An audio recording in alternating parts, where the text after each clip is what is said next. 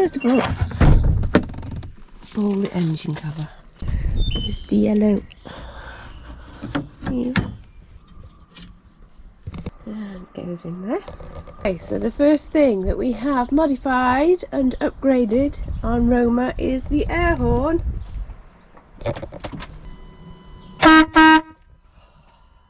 That is loud, but that's Dave's shiny air horn, so he can tell all the truck drivers to move out the way.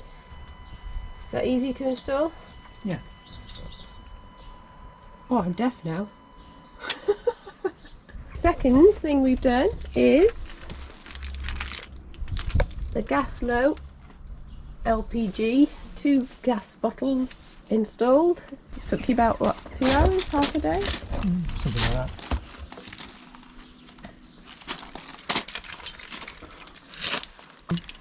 You did new pipes? So yeah, we had to connect all the new pipework together, take a bit of the old pipework out, and then connect it to an adapter there, so both cylinders feed into the existing regulator which is there.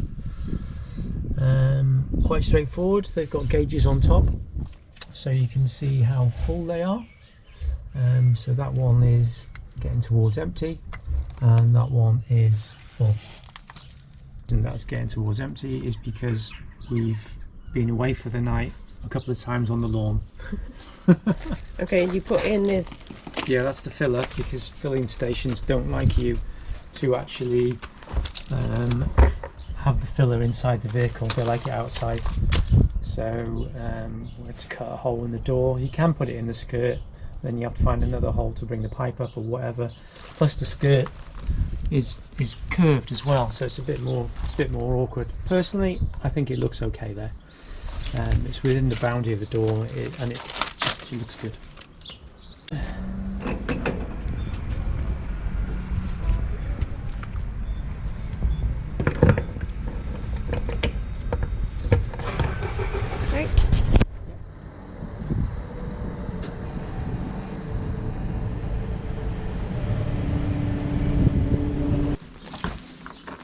Okay, if you're away for quite a long period of time, you will probably do all the loo in a couple of days.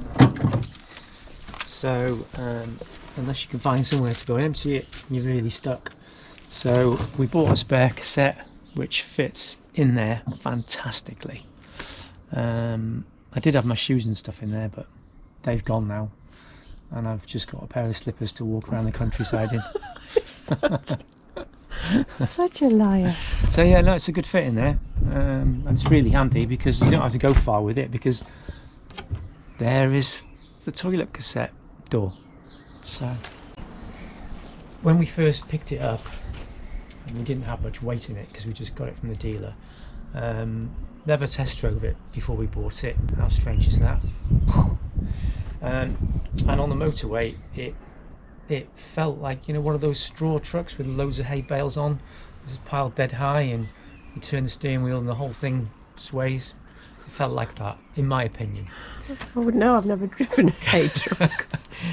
So I was quite surprised. I didn't like it at all. And then if another vehicle passed us, it got pulled one way and the other, and the body rocked quite a bit. So looked into that and thought, right, let's fit air assist rear suspension to try and take some of that out. Now there's a couple of reasons also behind that. The first one is we wanted to up the weight from 3,650 kilos to 3,850 to give us more payload. So at the time, SV Tech, the company that helped you with that, said that we needed to fit the rear air suspension assist kit to get us up to that. Now I believe now it's just a paperwork exercise, but at the time that's what they said, and it's also a recommendation of theirs that you do that anyway, because it helps stability of the vehicle. If you want to go above 3,850, there's other things you have to do, but you have to have rear air assist. That was a couple of things. There was something else, wasn't there? What did you get to? The handling was improved. Oh yeah, that was it. So even though we weren't at full weight, we noticed that our suspension was on the rubber bump stops on the rear suspension. So in other words, the suspension was doing nothing because it had come down all the way to the rubber and was just sat there. So when you hit a pothole or whatever, the shock waves went straight through the van because the suspension wasn't allowed to move up and down. So when you put the air assist on, it higher the suspension by an inch or so, well, probably more than that, getting on for 2 inches, and allows natural movement, which it does. And the increase in handling performance is dramatic. You know, there's hardly any roll now, takes the bumps well, and when a vehicle passes you on the motorway, it's easy. It moves a little bit, but nothing major like it did. So we fitted it ourselves. The airbags that we have fitted, so I don't have to come under this motorhome again. Right there, look. On both sides. Increase the payload, smooth the ride. Quite easy to install, isn't it, Dave? Yeah, pretty good actually, yeah.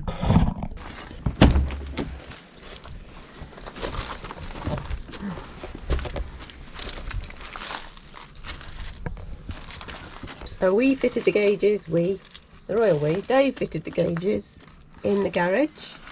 Yeah, and the separate circuits, one for one side, one for the other, same with the gauges. And basically you just inflate them with a normal electric tyre compressor pump, which I have here in the garage anyway. And fortunately, because it's a Mobilvetta, there's a plug just in the side of the van there that we can plug the pump into. It's a 2-minute job, it's great. We're running it at about 2.5 bar either side. Okay, and also, as in previous videos, you'll have seen the fitted bike rack for the bikes. They're not in here at the moment.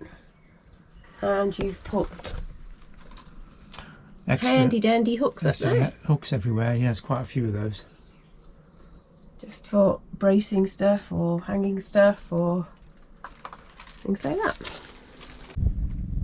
Okay, so you've put a metal bracket at the back end, and then some extra padding, want of a better word. Okay, I'll let you explain it then. Okay, here we go. Go.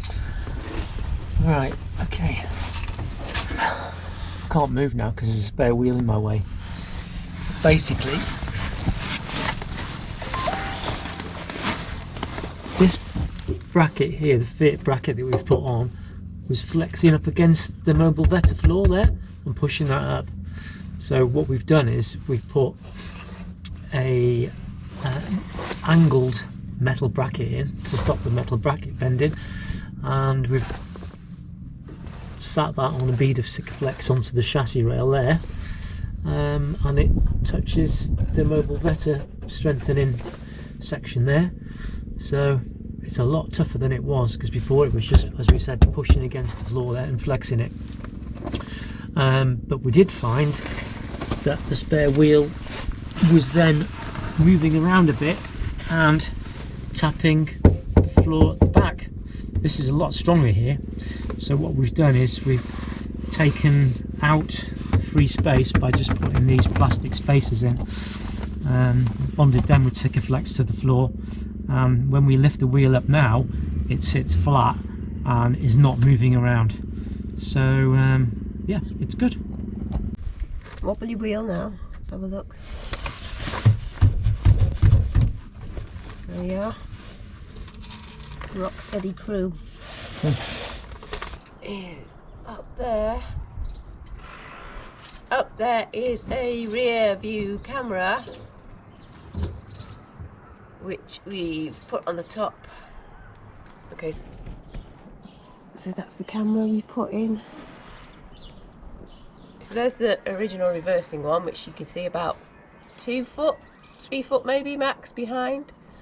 And then we put an extra camera up there, and the cables down through here and underneath.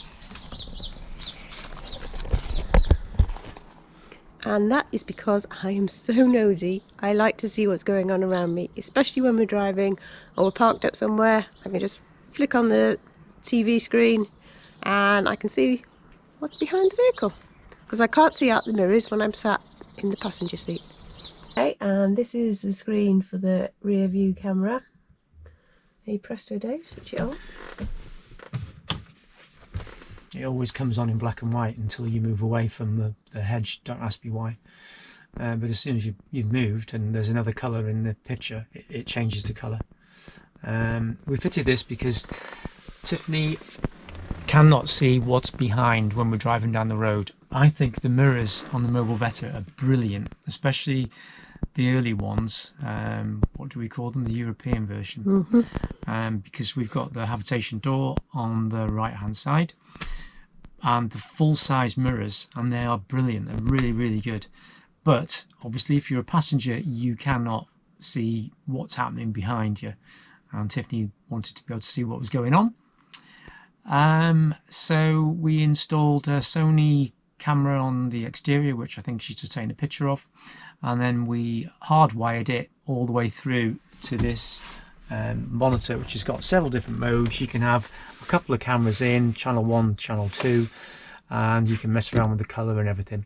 So it sits in front of Tiffany, doesn't interfere with my viewpoint whatsoever, but it did take a lot of getting the cable down there, especially through the trim on the top of the roof for the Mobilvetta trim, because each trim panel comes to a dead end, and somehow we had to find a way of drilling a hole inside a panel to feed the cable through, and that did take us a day at least to get all the way through from the roof down to the chassis.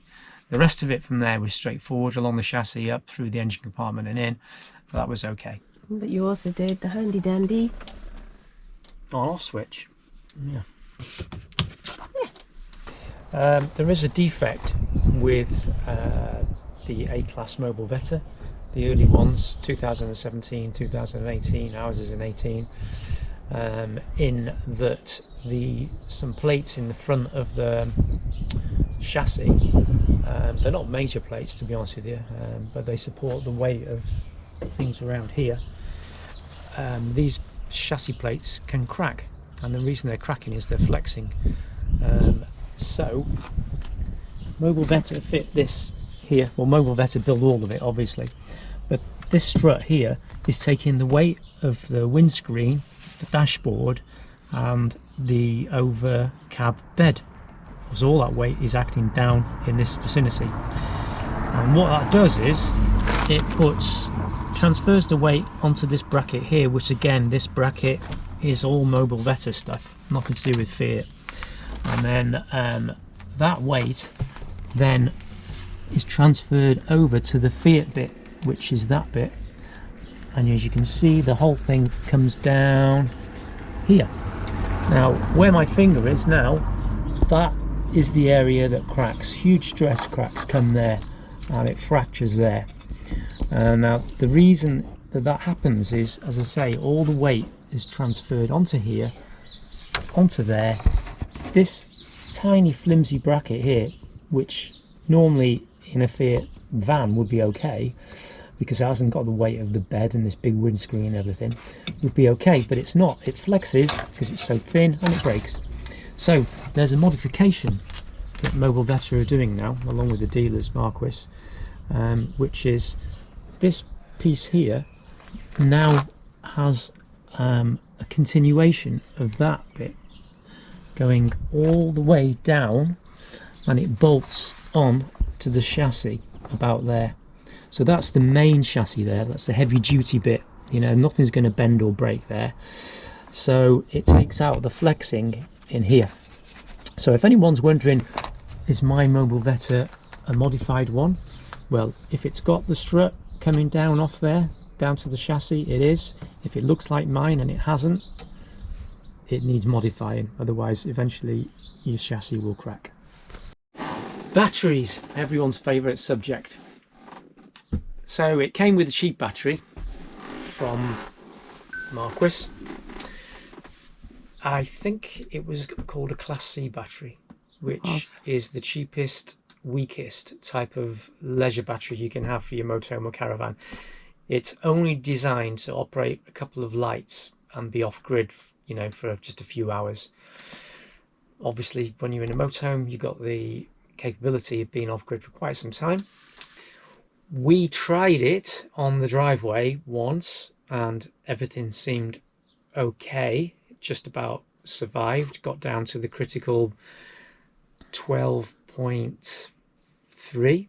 So when you go below 12.3 volts with a conventional leisure battery, it starts to this 50% discharge then, believe it or not, and it starts to take off one of the lives of the battery. So if you've got, say, 200 cycles of the battery, that basically means, as far as I'm aware, that it can dip below 12.3 about 200 times before it has to go in the bin. So you want to try to avoid going below 12.3 if you can. Anyway, we went away with it and we did a pub stopover while I was on a course, training course down south. It just happened that a storm blew up. It was a bit of a rough old couple of days we had there. Lots of other fun things happened to Tiffany while we were there, but we won't go into all that whilst I was on the course. But anyway, it ended up with me coming home from the course to find out that we had no power because all the systems had shut down because the voltage dropped too much. Heating had gone off, fridge stopped working, no lights, nothing. So she was sat there with a candle. At that point, we decided that we would look into the batteries, found out that we needed type A batteries, and we actually upgraded to heavier duty 2 Vatra, are they? LFD 90s, and they are multi-purpose batteries, so they're not just for leisure, they can do a lot of different jobs. I think they're called semi-traction batteries. So we fitted 2 of those. The original Mobilvetta one sits in a hole in the floor down there, and then we put the new one on top of it, so it's just under this panel here. So yeah, we got the 2 batteries in there, and then we ran it like that for a little while, and then we decided that we needed more solar. So the motorhome came with the original Mobilvetta supplied panel, which was 120 watts. We tried to get the same panel again, because if you're going to use one controller with 2 panels, the 2 panels have to be very similar in their design and their specifications. So we chatted to the guys that made it in Italy. They only had 1 panel left, the same as mine, and they wanted a lot of money for it. So we decided to go with 2 separate systems. So we fitted an additional 130 watt panel, a modern one, and then we went for the Victron, is it?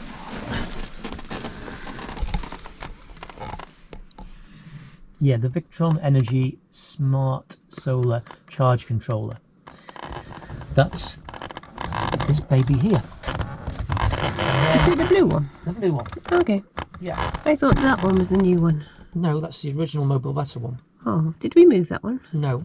I'm just hiding the wires there so the dogs don't kick it with that plate. That's why. Carry on. You've interrupted me now. Sorry. Well, you need it's to come the blue back. one.